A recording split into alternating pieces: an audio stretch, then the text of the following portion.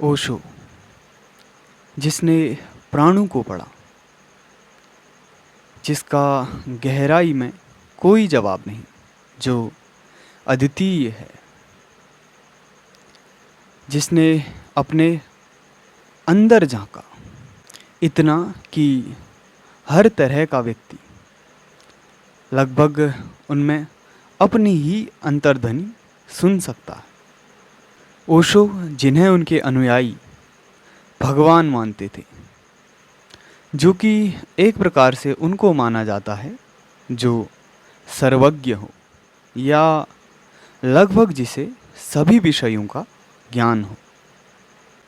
ओशो के प्रशंसक या अनुयायी कम, उनके प्रेमी ज़्यादा होते थे।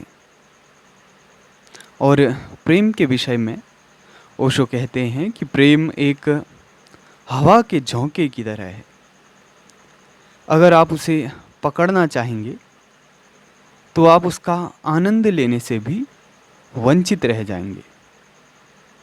और प्रेम एक कागज़ के फूल की तरह नहीं है जिसे संजोकर रखा जा सकता है। वो इतना नाजुक फूल है कि सुबह खिले तो शाम तक मुरझा जाता है। ओशो हैं, कबीर हैं, लाओ त्सो हैं, ये सब महामृत व्यक्ति हैं। ये एक प्रकार से मरे हुए लोग हैं। इन्हें बहुत अधिक किसी भी बात से फर्क नहीं पड़ता।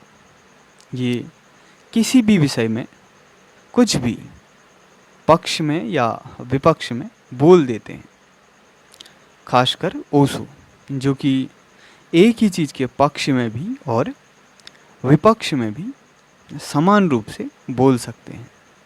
इन्हें किसी बात की फिक्र नहीं, ना सुनने वालों की और ना ही परिणाम की।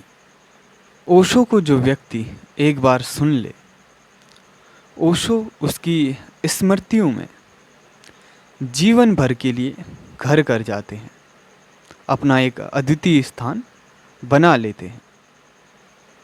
और जब भी व्यक्ति किसी चीज़ के पक्ष या विपक्ष में तर्क देने की सोचता है, तब ओशो का नाम उसे अवश्य याद आता है। क्योंकि ओशो के तर्क इतने प्रभावशाली और अकाट्य हैं कि उनका कोई मुकाबला नहीं है। और वो इसलिए क्योंकि ओशो ने अपने समय में मौजूद लगभग सभी महत्वपूर्ण लिखित ज्ञान को पढ़ डाला। लगभग हर वो संभव किताब जो उन्हें उपलब्ध हो सकती थी, ओशो ने वो पढ़ ली। और ओशो को सुनने से एक प्रकार से मना किया जाता था,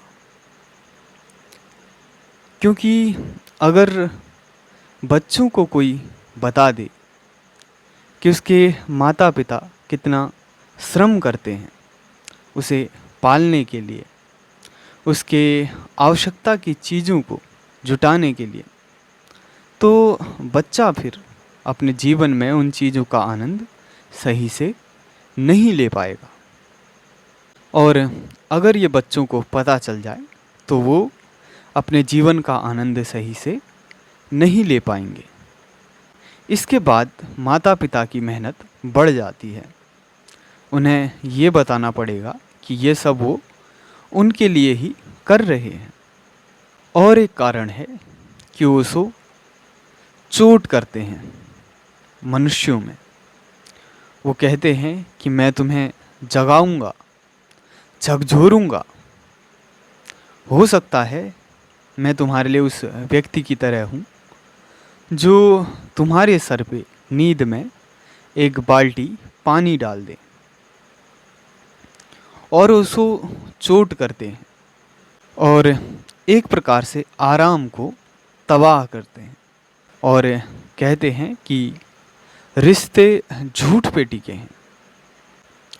और अगर कोई सच सच बता दे तो रिश्तों का टिकना मुश्किल हो जाएगा।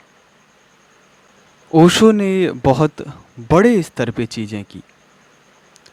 ओशो ने अमेरिका में जाकर अपने नाम का एक शहर बसा दिया जिसका नाम रजनीशपुरम था। और ओशो ने सन्यास को एक नए तरीके से प्रस्तुत किया।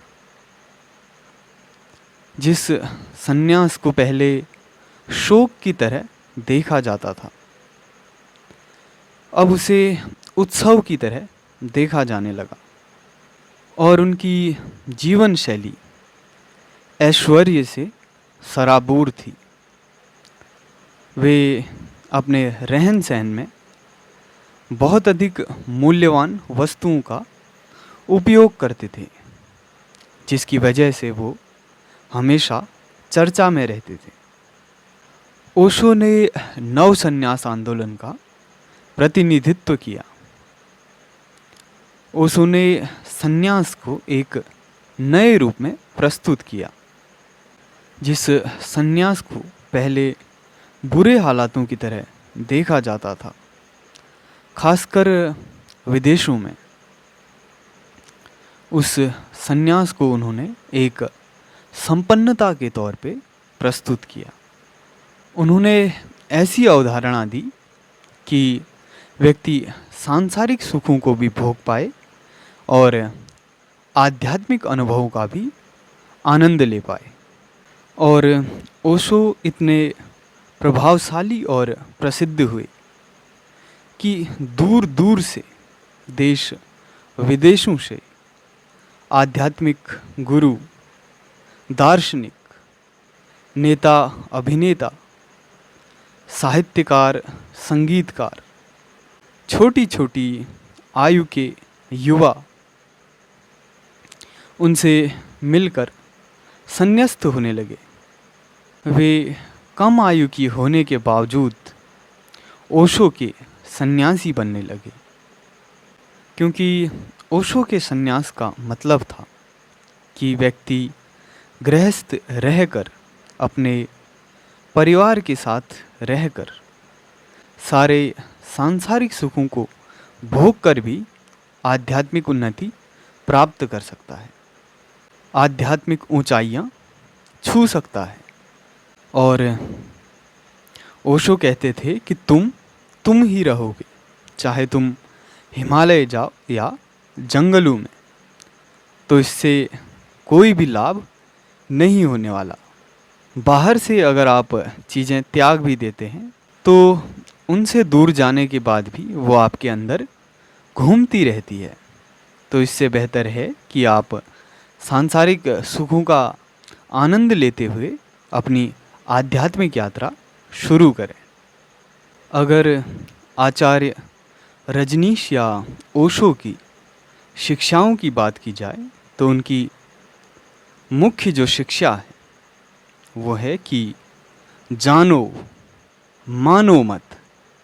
किसी भी चीज़ को मानने की आवश्यकता नहीं है, स्वयं जानने की चेष्टा करो और होश में जियो, होश को साधो। होश साधना पड़ता है। अगर एक क्षण होश सध सकता है तो अगले क्षण भी होश सध सकता है। और वर्तमान में सिर्फ एक ही क्षण तो आपके पास है, तो होश साधा जा सकता है।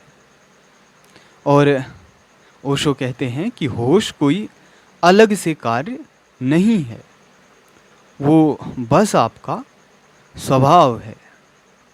और ओशो के सबसे प्रभावशाली प्रवचनों में से एक है कि मैं मृत्यु सिखाता हूँ।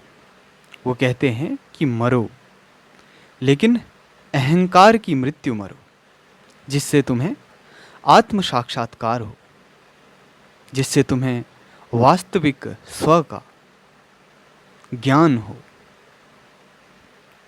और अपने अहंकार की मृत्यु मरो, ना कि शरीर की, क्योंकि अहंकार ही है जो तुम्हारे सारे दुख का कारण है, जिसने तुम्हें सिवाय चोट के और कुछ भी नहीं दिया।